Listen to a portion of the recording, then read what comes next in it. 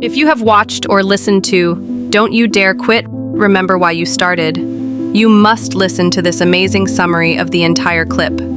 Sit tight, listen, and be inspired. All right, let's talk about something real. Something every single one of us feels. That urge to quit. You know that little voice in your head, the one that pops up when things get tough and says, just stop? Well, today, we're going to dig into why pushing past that voice is, well, it's about everything. It's not just about finishing something, it's about who you become in the process. So let's just be honest for a second. Have you ever wanted to quit? I mean, really quit. Maybe you're deep into a project or a workout or you're chasing a dream. And man, every single fiber of your being is just screaming at you to give up. Of course you have. We all have. That's not the interesting part. The real question is, what happens after that feeling hits? And this right here, this quote frames it in a way that's kind of chilling, right? Quitting isn't just something you do. It's described here as an infection, something you carry with you, a pattern that once you let it in just starts to eat away at your self-respect. It's this idea that if you never know what it feels like to truly finish, to push through no matter what, something inside you just starts to die. So let's really unpack that. This whole idea of the infection of quitting. Because it's not just about stopping short of a goal.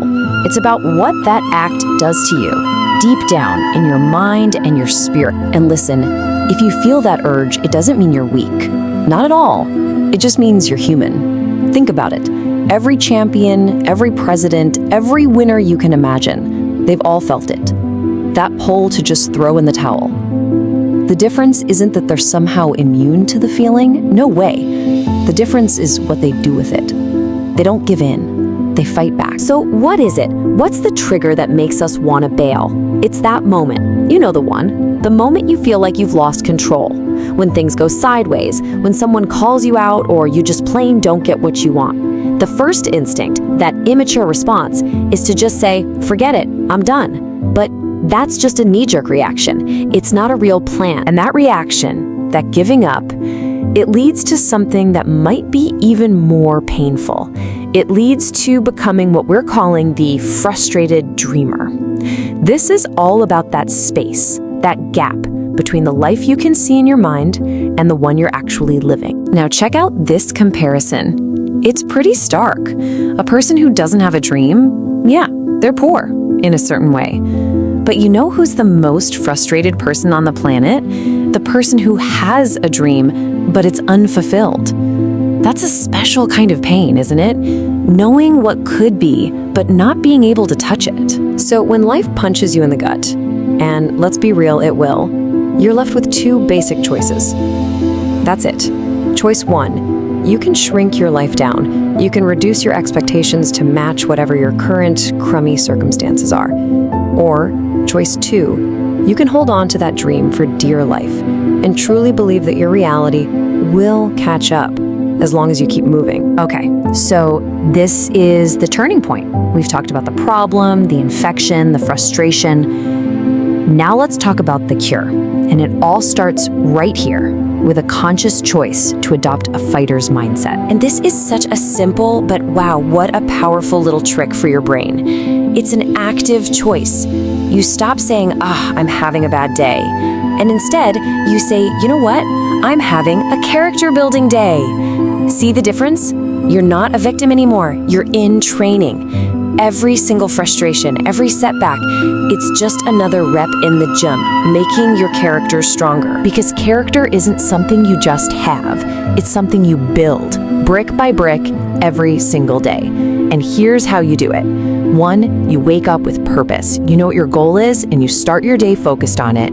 2, you gotta push yourself. You actively look for ways to get uncomfortable, to stretch beyond what's easy. And 3, and this one is huge, you have to cut out the energy vampires. You know the people who've already quit on their own dreams. They will drain you. Get them out of your circle. All right, now we're getting to the real core of it all. The mindset is crucial. The daily habits are important, but none of it works. None of it sticks unless you have a deep, powerful, unshakable reason why you're fighting in the first place. Let's talk about your ultimate why. So let's do a little thought experiment right now. Picture this. You're at your kid's soccer game, or maybe a school play. There are tons of other kids running around, right? A whole bunch of them. But who do you actually see? Yeah, you see yours. It's like a spotlight hits them and everyone else just kind of fades into the background. You see all their potential, you feel their excitement, their nerves. You believe in them more than anyone. Okay, now here's the secret. This is the part that could change everything for you. They're looking back at you the exact same way.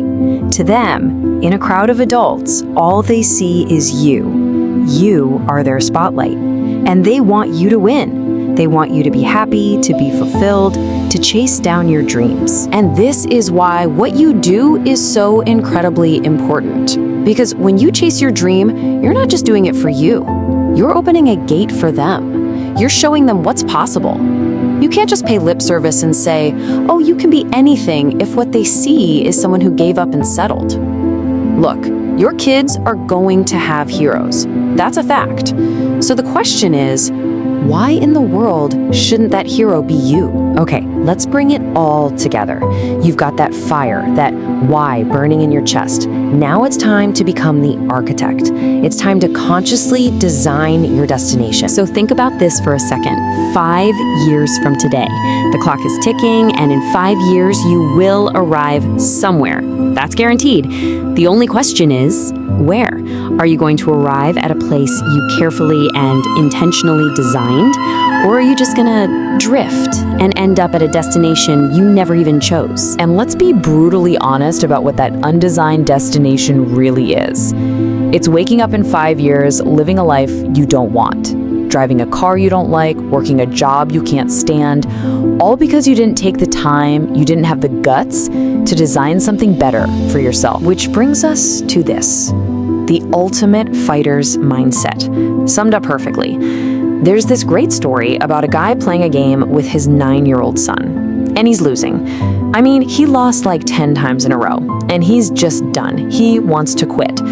But his son just looks at him, dead serious, and says, no, it's not over until I win. I mean, just stop and think about that. What if you adopted that attitude? For real. After every no, every rejection letter, every failed attempt, every single time somebody lets you down, what if you just looked that failure in the face and said, nope, we're not done here? So remember why you started this whole thing. Remember who's watching you, and make this your new mantra. Let this be the voice that drowns out all the others when you want to quit. The fight isn't over. It's not over until you win. If you are inspired by this video, like, share, subscribe to this channel, and follow our Lessons of Life series for more inspiring experience.